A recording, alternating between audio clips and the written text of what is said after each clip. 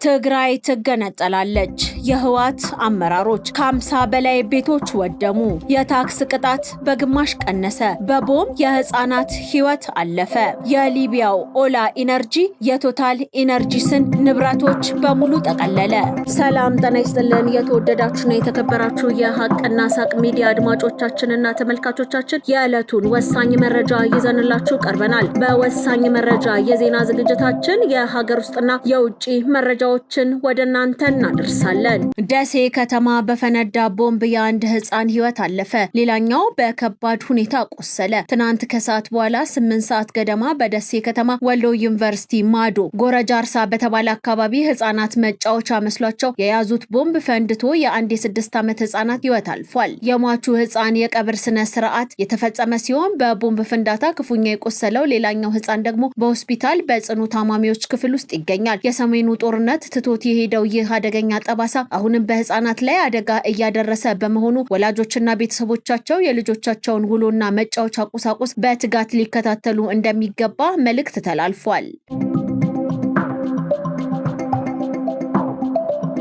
በድንገተኛ የእሳት አደጋ ከ50 በላይ የመኖሪያ ቤቶች ወደሙ። በሰሜን ወሎ ዞን ሀብሩ ወረዳ ሰዶማ ድሬ ሮቃ አካባቢ በሚገኘው ቀስማ ጎጥ ቀበሌ 23 ትናንት በደረሰ ድንገተኛ የእሳት አደጋ ከ50 ያላነሱ የአርሶ አደር መኖሪያ ቤቶች ሙሉ በሙሉ መውደማቸው ተገልጿል። የእሳቱ መነሻ መንስኤ እስካሁን በውል አልታወቀም። እነዚህ ተጎጂ ወገኖች ሀገር በፈለገቻቸው ጊዜ ሁሉ ግንባር ቀደም ሆነው የጸኑና ባለውለታ መሆናቸው የተገለጸ ሲሆን በአደጋው ሳቢያ ክፉኛ ለተጎዱ ወገኖች በአስቸኳይ መልሶ ለማቋቋም ይቻል ዘንድ መላው ህብረተሰብና የሚመለከታቸው አካላት አስፈላጊውን ድጋፍ እንዲያደርጉ ጥሪ ቀርቧል።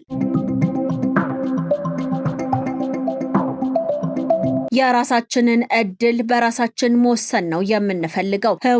የህወሓት አመራር ወደ አዲስ አበባም ሆነ ከኢትዮጵያ ውጪ የመጓዝ ፍላጎት የለውም ሲሉ ሞንጀሪኖ ተናግረዋል። የፌዴራል መንግስቱ በአሁኑ ወቅት ወታደሮችን ከምዕራብ ትግራይ ወደ ምስራቅ ትግራይ እያሰማራ መሆኑን የህወሓት ጽህፈት ቤት ኃላፊ ፈትለወርቅ ገብረ እግዚአብሔር በትናንትናው ማምሻ ጋዜጣ መግለጫቸውን አስታውቀዋል። በትግራይ ቴሌቪዥን በተላለፈ በዚህ መግለጫ ላይ ኃላፊዋ አሜሪካ በአክራሪ የህወሓት አመራሮችና አባላት ላይ የጣለች የቪዛ እገዳ አስመልክተው የተናገሩ ሲሆን እገዳው በግለሰቦች ላይ ሳይሆን በህወሓት መርሆች ላይ ያነጣጠረ ነው ብለዋል። ይሁን እንጂ ህወሓት በመሰረታዊ መርሆቹ ላይ ፈጽሞ እንደማይደራደር አጽንኦት ሰጥተውበታል። ወይዘሮ ፈትለወርቅ አክለውም የህወሓት አመራር ወደ አዲስ አበባም ሆነ ከኢትዮጵያ ውጪ የመጓዝ ፍላጎት እንደሌለው ለአሜሪካ ማሳወቃቸውን ገልጸዋል። የትግራይ ህዝብና ድርጅቱ ጥያቄ ራስን በራስ የማስተዳደርና የራስን እጣ ፈንታ በራስ የመወሰን መሆኑን የጠቀሱት ኃላፊዋ የአሜሪካ ጥቅም ሊረጋገጥ የሚችለው ህወሓትን ማስፈራራት ሳይሆን አብሮ በመስራት ብቻ እንደሆነ አስገንዝበዋል።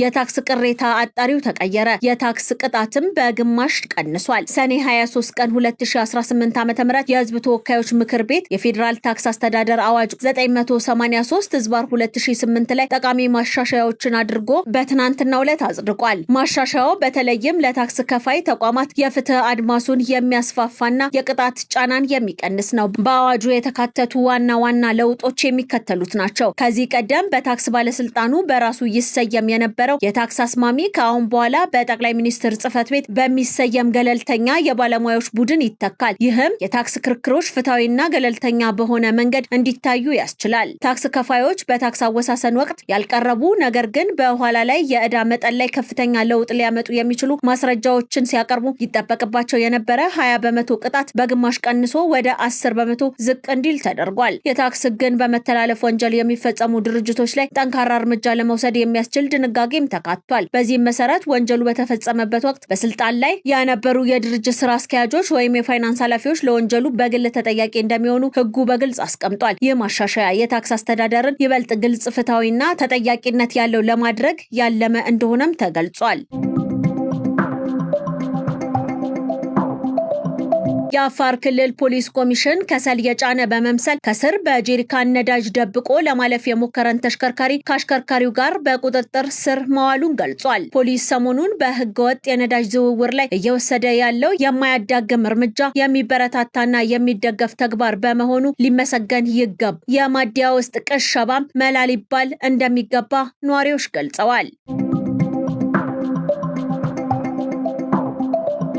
ምስራቅ እዝ የጽንፈኞችን ሀገር የማፍረስ ሴራ እያከሸፈ እንደሚገኝ ሌተናል ጀነራል መሐመድ ተሰማ አረጋገጡ። የኢፌዴሪ መከላከያ ሰራዊት ሰኔ 24 ቀን 2018 ዓ.ም የምስራቅ እዝ ዋና አዛዥ ሌተናል ጀነራል መሐመድ ተሰማና የእዙ ኮር አዛዦች በቋሪትና በገነት አቦ የተሰማራውን ሰራዊት አበረታተዋል። በነበሩት 4 የተለያዩ መድረኮች ላይ ሌተናል ጀነራል መሐመድ ተሰማ እንደተናገሩት የውጭ ኃይሎች የተሻለች ኢትዮጵያ እንዳትኖር የሚያደርጉትን ዘርፈ ብዙ ጥቃት ማስቆም የምንችለው የነሱን ተላላኪዎች ስንደመስስ ብቻ ነው ብለዋል። በየጥሻው ተሰክስገው የህዝብን ሰላም የሚያደፈርሱትንና ሰላማችንንና ልማታችንን የሚያደናቅፉ የጥፋት መልእክተኞችን በመደምሰስ ለጽንፈኛው ግዳጅና ገንዘብ በመስጠት ጦር የሚያዘምቱብንን ታሪካዊ ጠላቶቻችንን ሴራ ማክሸፍ ይገባናልም ነው ያሉት። የኮር አዛዥ ብርጋዴር ጀነራል አዲሱ መሐመድ ምስራቅ እዝ በየዘመናቱ ኢትዮጵያ በፈለገችው ቀጠና እየተገኘ ክብሯን ያስጠበቀ እዝ መሆኑንም አብራርተዋል። አሁን የጽንፈኛውን ሀገር የማፍረስ እቅድ በማክሸፍ የተስተጓጎለውን የአማራ ክልል ሰላምና ልማት መልሶ እንዲጠናከር በማድረግ የተለመደ ጀግንነቱን መቀጠሉንም አስገንዝበዋል። የኮሩ አዛዥ ብርጋዴር ጀነራል መላኩ ገላ ምስራቅ እዝ ሀገራዊ ተልዕኮውን ከየደረሰበት ህዝብ አስተዳደርና የጸጥታ ኃይል ጋር ተቀናጅቶ በመፈጸም ሰላም የማረጋገጥና ህግ የማስከበር ግዳጁን በብቃት መወጣቱንም አረጋግጠዋል። ሰራዊታችን ይህንን ተላላኪ የህዝብ ጠላት በፍጥነት በማጥፋት የመደበኛ ግዳጅ ዝግጅት ለማድረግ መዘጋጀት እንደሚያስፈልግ አመላክተዋል። ዘገባው የእዙ የሰራዊት ስነ ልቦና ግንባታ ነው።